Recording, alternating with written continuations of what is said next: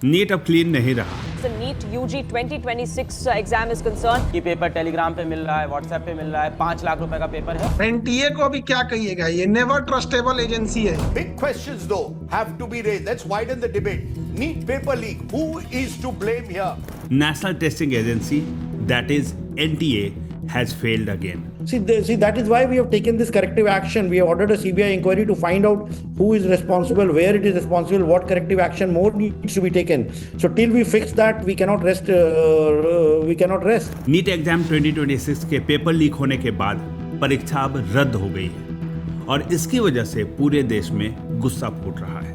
जो लीक करता है उसका इनकाउंटर कर दिया जाए, यहाँ पे खत्म कहानी, मार के उड़ा दीजिए, यहाँ पे बुलडोजर चढ़ा दीजिए यहाँ पे। लेकिन उन हजारों साथियों का क्या, उन विद्यार्थियों का क्या? शिक्षा के दलालों को लगभग 22.79 लाख स्टूडेंट्स ने 3 मई को ये परीक्षा दी थी। सोचिए, भारत के लगभग 23 लाख युवा 2 साल, 3 साल, कई बार 5 से 6 साल सिर्फ एक मेडिकल एग्जाम के लिए लगा देते हैं।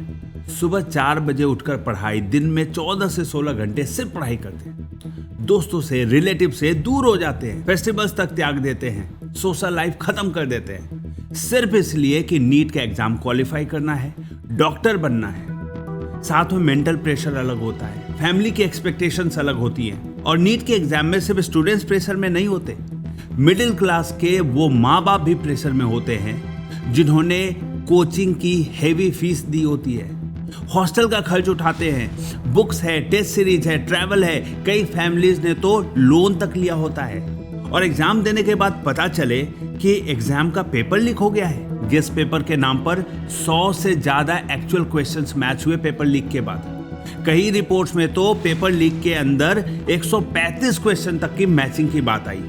कुछ लोगों ने 10 लाख, कुछ लोगों ने 20 से 25 लाख रुपए देकर पेपर खरीदा। न्यूज के हवाले से खबर आई है कि नीट पेपर लीक मामले में जयपुर और हरियाणा के सिंडिकेट ने 10 से 15 लाख रुपए में पेपर बेचे थे। ये पेपर नासिक की प्रिंटिंग प्रेस से लीक होकर गुरुग्राम के रास्ते पेपर लीक माफिया तक पहुंचा था। पेपर खरीदने के बाद आरोपियों ने इसे आगे 29 अप्रैल को कई अन्य छात्रों और अभिभावकों तक पहुंचाया। राजस्थान का सीकर इस पेपर लीक नेटवर्क का मुख्य केंद्र बनकर उभरा है। सोचिए, जो पेपर लीक करता है उसका कनेक्शन कितना स्ट्रांग होगा, प्रिंटिंग प्रेस से लेकर कोचिंग इंस्टीट्यूट के माफिया तक, ताकि पेपर को पेपर प्रिंटिंग प्रेस से लेकर स्टूडेंट तक जाकर बेचा जा सके। और अब एग्जाम कैंसिल हो गया, री एग्जाम की बात हो रही है। एनटीए ने कहा है कि रजिस्ट्रेशन फीस दोबारा नहीं लिया जाएगा, लेकिन उन छात्रों का क्या सिर्फ बात रजिस्ट्रेशन फीस के ऊपर है? क्या आप रजिस्ट्रेशन फीस ना लेकर बच्चों पे बहुत बड़ा एहसान कर रहे हैं? आप ये देखिए कि उन बच्चों के मेंटल प्रेशर का क्या होगा जो एग्जाम क्लियर करके, एग्जाम देकर रिलैक्स फील कर रहे थे। अब उन्हें फिर से नए डेट के ऊपर अब नए टफर क्वेश्चन की तैयारी करनी होगी।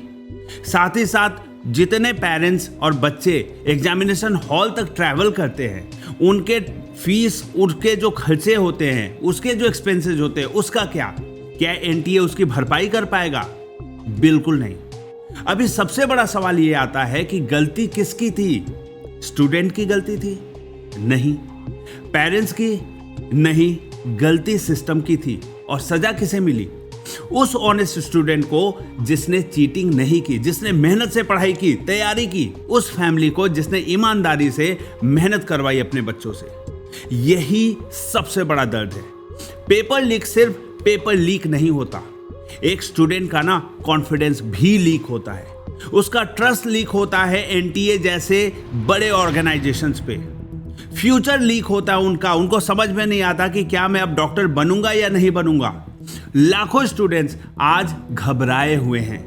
मेंटल प्रेशर इतना है कि एंजाइटी, डिप्रेशन, स्लीप लॉस और सेल्फ डाउट में वो बहुत ज्यादा परेशान है। फाइनेंशियल प्रेशर इतना कि लाखों मिडिल क्लास फैमिली की पूरी सेविंग्स हिल चुकी है और अगर री एग्जाम होता है तो सिर्फ स्टूडेंट्स का टाइम और पैसा नहीं जाएगा, करोड़ों रुपए टैक्स पेयर मनी भी फिर से एग्जाम कंडक्ट करने में खर्च होंगे। सिक्योरिटी है, सेंटर्स हैं, स्टाफ है, लॉजिस्टिक्स है, एडमिनिस्ट्रेशन है, यानी गलती सिस्टम करे और प्राइस पूरा देश पे करे। अब सवाल ये होता है कि ऐसा क्या पहली बार हो रहा है? ऐसा बार बार क्यों होता है? मैं आपको बताता हूं। सबसे पहला रीजन तो है कि इनसाइडर लीक। प्रिंटिंग प्रेस से ट्रांसपोर्ट तक, स्ट्रांग रूम से लेकर एग्जामिनेशन सेंटर तक, लीक बाहर से नहीं होता है, लीक अंदर से होता है। Reason number 2, coaching mafia. Medical seat की वैल्यू इतनी बड़ी है कि पेपर लीक एक बहुत बड़ा बिजनेस बन चुका है। 1 MBBS seat means career security, social status, family pride, future income. Demand इतना ह्यूज है तो इलीगल सप्लाई भी बहुत बड़ा बन चुका है। एक बहुत बड़ा माफिया नेटवर्क है जो इसे अपना धंधा बना चुका है MBBS की सीट मुहैया कराने के लिए। Reason number 3, weak accountability. जब इस प्रकार के लीक्स होते हैं ना तो NTA CBI को लगा देती है और वहां जांच करने में लग जाते हैं। अरे भैया, NTA कौन चला रहा है? क्या आपकी सिक्योरिटी इतनी कमजोर है? आपकी कोई अपनी अकाउंटेबिलिटी नहीं बनती? छोटे छोटे लोगों को पकड़ लिया जाता है, मास्टरमाइंड बच जाता है। क्योंकि जो पेपर लीक करा रहा है पेपर प्रिंटिंग प्रेस से, वो सोचिए उसका नेटवर्क कितना बड़ा है, उसके कनेक्शंस कितने स्ट्रांग होंगे, कहां तक उसके कनेक्शंस होंगे, कितने लोग इसमें इन्वॉल्व होंगे। Reason number 4, 1 exam decides entire life. जब एक सिंगल पेपर से ना पूरा फ्यूचर डिसाइड होता है ना तो करप्शन बहुत ज्यादा बढ़ जाता है। यहां बहुत प्रॉफिटेबल बिजनेस किया जाता है। Reason number 5, system reacts very late.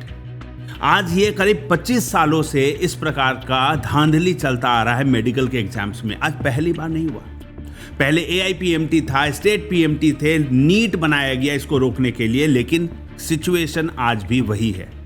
Leak पहले होता है, इन्वेस्टिगेशन बाद में होता है। स्टूडेंट पहले सफर करता है, जस्टिस बहुत बाद में मिलता है। और सबसे पेनफुल बात, हर बार सफर सिर्फ ऑनेस्ट स्टूडेंट्स करते हैं। जो चीटिंग करते हैं वो शॉर्टकट ढूंढ लेते हैं, जो मेहनत करते हैं उन्हें फिर से एग्जाम देना पड़ता है। यही नीट 2026 की सबसे पेनफुल रियलिटी है। और दुख की बात पता है क्या है?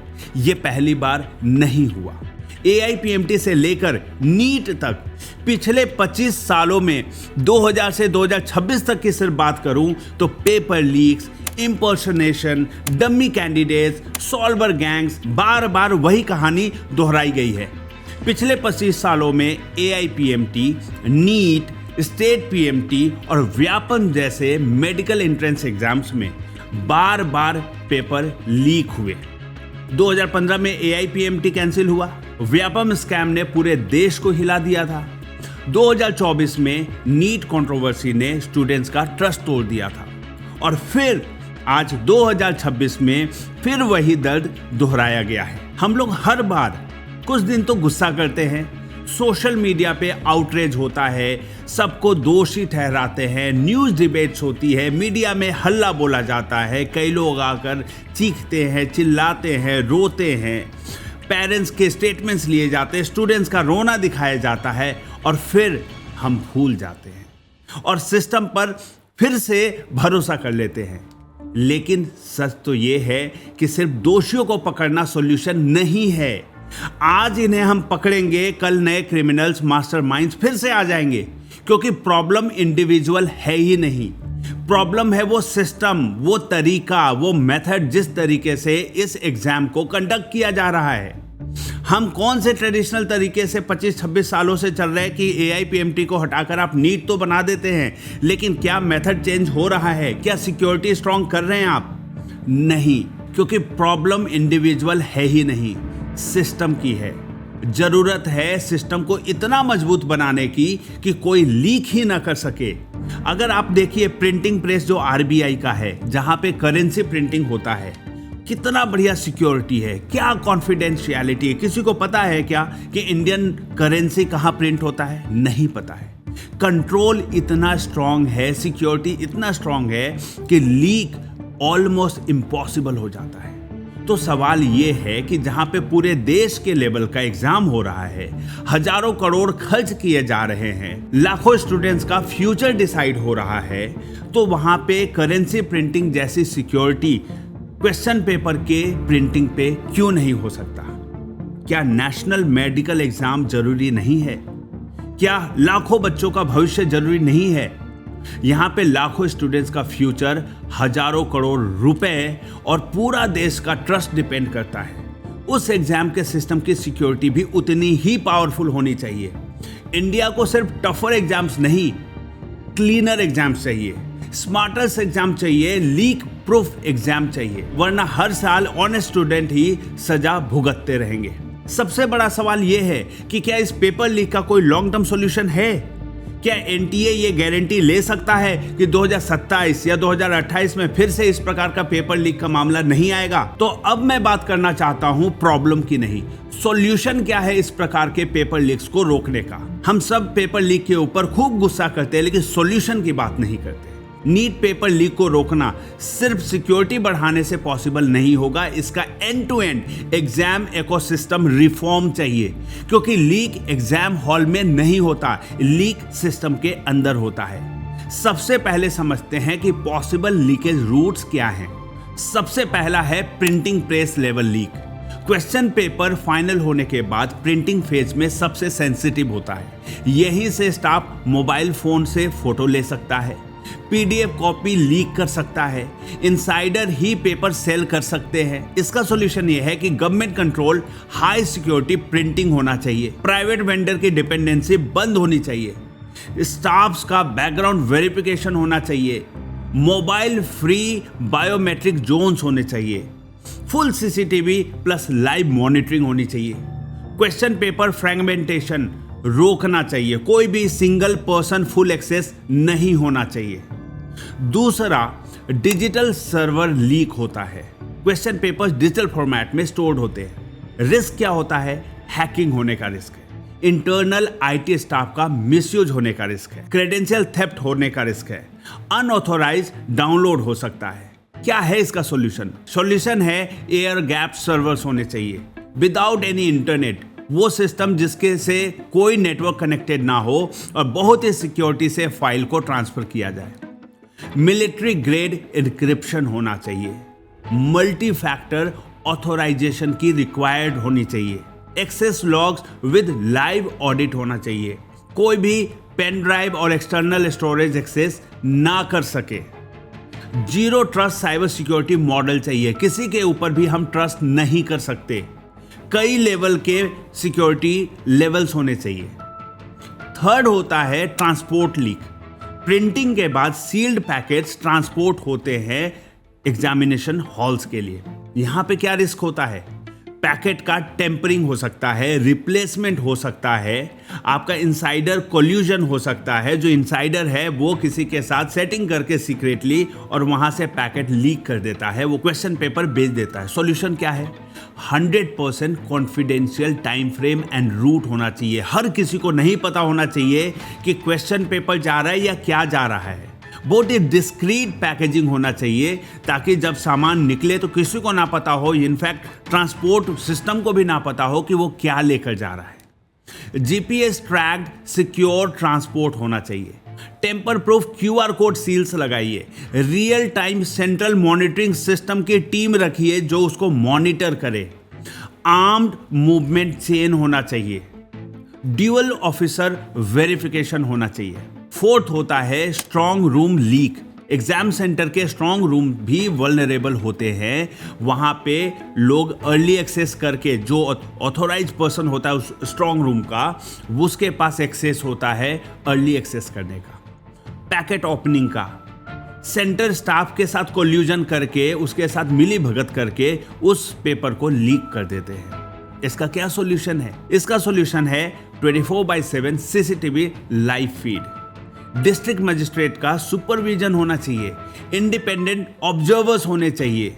डिजिटल सील ट्रैकिंग होना चाहिए। रैंडम सरप्राइज ऑडिट्स होने चाहिए ताकि इंश्योर कर सके कि पेपर लीक तो नहीं हुआ है, अर्ली एक्सेस तो नहीं हुआ है।